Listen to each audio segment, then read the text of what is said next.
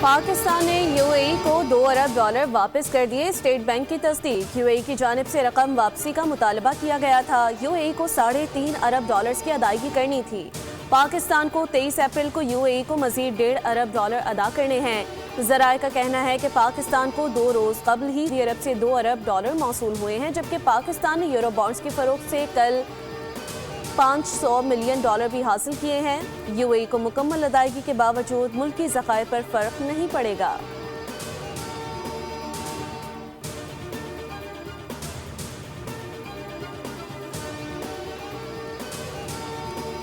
ایران ہمیں بلیک میل نہیں کر سکتا، امریکہ نے مذاکرات میں سخت موقف اپنایا۔ امریکی صدر ڈونلڈ ٹرمپ کی وائٹ ہاؤس میں گفتگو، کہا ایران سے اچھے مذاکرات چل رہے ہیں، معاہدہ نہیں ہوا تو امریکہ کی ایرانی بندرگاہوں پر پابندی برقرار رہے گی۔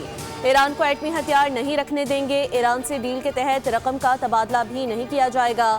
ایران سے نیوکلیئر ڈسک لینے کی تاریخ اور وقت نہیں دے سکتے، معاہدے کے بعد ایران کو وقت دیں گے اور ایران کے ساتھ مل کر نیوکلیئر ڈسک کو امریکہ لائیں گے۔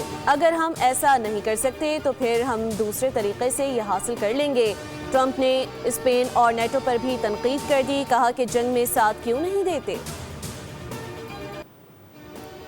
ایران نے آبنائے ہرمز کو دوبارہ بند کر دیا۔ ایرانی نیشنل سیکیورٹی کمیشن نے کہا کہ ہم نے خبردار کیا تھا مگر آپ نے توجہ نہیں دی، اب آبنائے ہرمز کی پرانی حالت میں واپسی کا مزہ چکھیں۔ ایرانی پاسداران انقلاب کی مشترکہ فوجی کمان کی جانب سے جاری بیان میں کہا گیا، آبنائے ہرمز کا کنٹرول اب اس کی گزشتہ صورتحال پر آ چکا ہے، جس کی وجہ امریکہ کی جانب سے ایرانی بندرگاہوں کی مسلسل بندش ہے۔ پاسداران انقلاب کمان کا کہنا ہے کہ ہماری آبی حکمت عملی مسلح افواج کی نگرانی میں ہے۔ جب تک امریکہ جہازوں کے آمد و رفت کو پوری آزادی کے ساتھ بحال نہیں کرتا، اس وقت تک آبنائے ہرمز کی نگرانی سخت رہے گی۔ پاسداران انقلاب کے کمانڈ نے ایرانی بندرگاہوں کی بندش کو امریکی سمندری ڈاکہ زنی اور چوری قرار دیا۔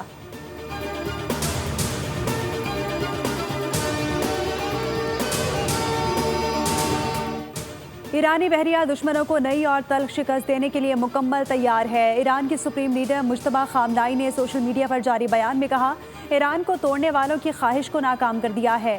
ادھر ایران کے نائب وزیر خارجہ سعید خطیب زادہ نے میڈیا بریفنگ میں کہا، امریکہ کی جانب سے ایرانی پورٹ کی ناکہ بندی غیر قانونی ہے اور ایران کا دفاع پورے خطے کے لیے ہے۔ ہمیں اپنے دفاع کو جاری رکھنا چاہیے۔ ہم اپنی جنگ اس وقت تک جاری رکھیں گے جب تک آخری ایرانی فوجی زندہ ہے۔ جنگ کے مثبت نتائج نہیں ہو سکتے، امریکیوں کو یہ بات سمجھ لینی چاہیے۔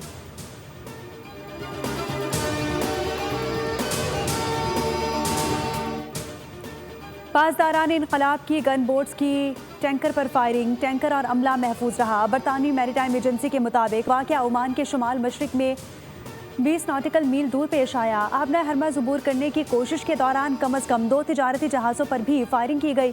واقعے کے بعد فوری طور پر نقصان کی نوعیت واضح نہ ہو سکی۔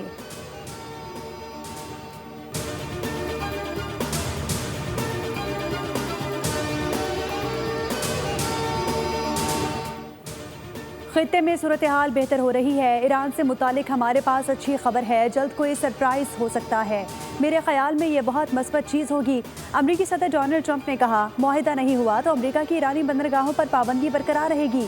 ایران کو ایٹمی ہتھیار نہیں رکھنے دیں گے۔ ایران سے ڈیل کے تحت رقم کا تبادلہ بھی نہیں کیا جائے گا۔ ایران سے نیوکلیئر ڈسک لینے کی تاریخ اور وقت نہیں دے سکتے، معاہدے کے بعد ایران کو وقت دیں گے اور ایران کے ساتھ مل کر نیوکلیئر ڈسک کو امریکہ لائیں گے۔ اگر ہم ایسا نہیں کر سکتے تو پھر ہم دوسرے طریقے سے یہ حاصل کریں گے۔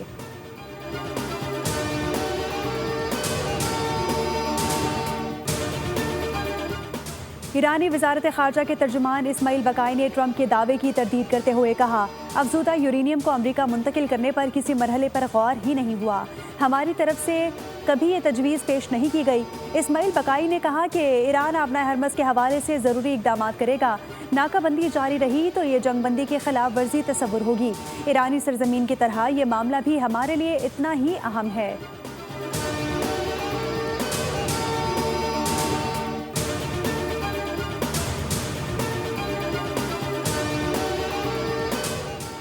ایرانی صدر مسعود پزشکیان نے ایرانی میڈیا پر پیغام جاری کرتے ہوئے کہا، اسرائیل کو مضبوط سفارتکاری کے باعث جنگ بندی کا اعلان کرنا پڑا۔ اسرائیل کو لبنان میں حزب اللہ اور دیگر محاذوں پر حملے کا حق حاصل نہیں۔ ایران کی عزت و وقار برقرار رکھنے کے لیے پاکستان نے مخلصانہ کوشش کی۔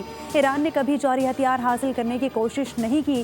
ایران اپنے اصولوں اور موقف پر ثابت قدم رہے گا۔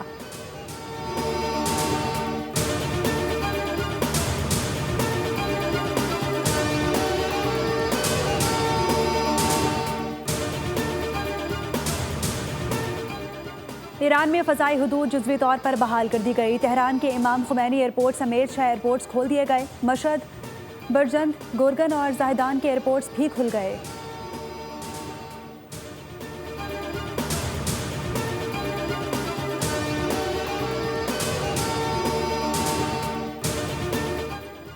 Chief of defence forces field marshal Syed Asim Munir کا ایران کا کامیاب 3 روزہ دورہ مکمل۔ ایرانی صدر، اسپیکر اور وزیر خارجہ سے اہم ملاقاتیں۔ فریقین نے مشرق وسطیٰ کے تنازعات کے خاتمے، کشیدگی میں کمی اور علاقہ استحکام کے لیے تعاون بڑھانے پر اتفاق کیا، جبکہ سفارتی روابط کو مزید مضبوط بنانے اور دیرپا امن کے فروغ کے لیے مشترکہ اقدامات پر بھی گفتگو کی گئی۔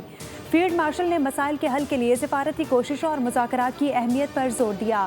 ISPR کے مطابق دورے کے اختتام پر سید عاصم منیر نے ایرانی قیادت اور عوام کی مہمان نوازی پر شکریہ ادا کیا اور پاکستان کی جانب سے خیر سگالی کے پیغامات بھی پہنچائے۔ چیف آف ڈیفنس فورسز کا یہ دورہ مشرق وسطیٰ کے تنازعات کو مذاکرات کے ذریعے حل کرنے اور خطے میں امن، استحکام اور خوشحالی کے فروغ کے لیے پاکستان کے غیر متزلزل عزم کی عکاسی کرتا ہے۔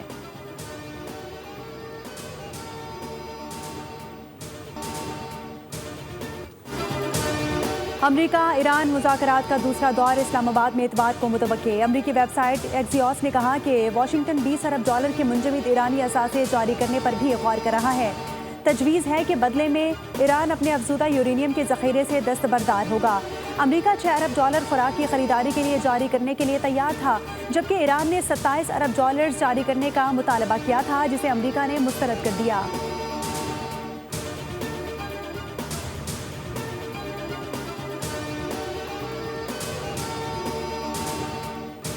انطالیہ ڈپلومیسی فورم کے موقع پر نائب وزیر اعظم اسحاق ڈار کی آذربائیجان کے وزیر خارجہ سے ملاقات۔ پاکستان اور آذربائیجان کے درمیان برادرانہ تعلقات مزید مضبوط بنانے پر اتفاق۔ علاقائی صورتحال اور 2 طرفہ تعاون بڑھانے کے امکانات پر بھی غور کیا گیا۔ دونوں وزرائے خارجہ نے قریبی رابطے میں رہنے پر اتفاق کیا۔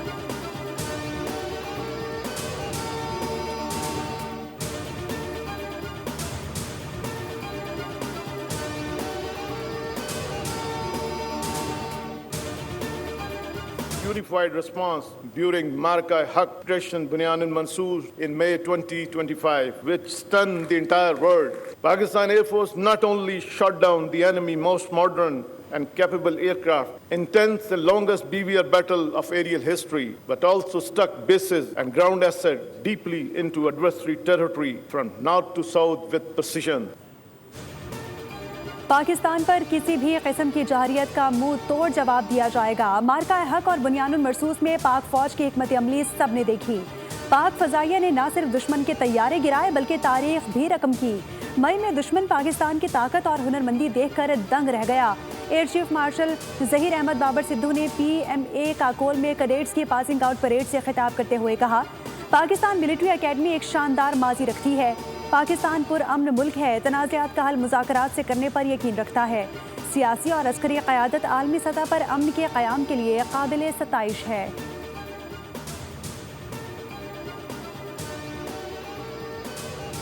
پاکستان کے مؤثر کردار سے سیز فائر ہوا۔ پاکستان نے مشرق وسطیٰ میں امن کی بحالی میں نمایاں کردار ادا کیا۔ پاکستان کا مؤثر اور سنجیدہ کردار باعث فخر ہے۔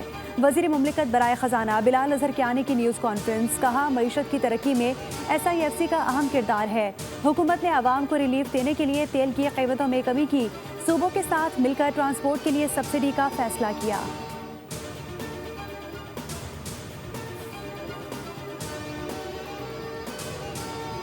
پیٹرول کی قیمت برقرار، ڈیزل سستا۔ وزیر اعظم نے ڈیزل کی قیمت میں 32 روپے 12 پیسے فی لیٹر کمی کی منظوری دے دی۔ ڈیزل کی نئی قیمت 385.54 روپے سے کم ہو کر 353.43 روپے ہو گئی۔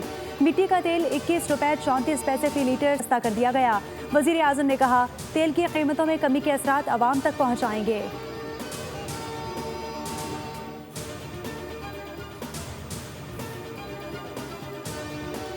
ڈیزل اور پیٹرول کی قیمتوں میں کمی مزید کی جائے، پیٹرولیم لیوی ختم کر کے عوام کو ریلیف دیا جائے، ایم کیو ایم پاکستان کے رہنما فاروق ستار کا مطالبہ، کہا موجودہ حکومت میں ایم کیو ایم کا بھی کلیدی کردار ہے۔ فیلڈ مارشل سید عاصم منیر نے وزیر اعظم کے ساتھ مل کر امن کا پرچم لہرایا۔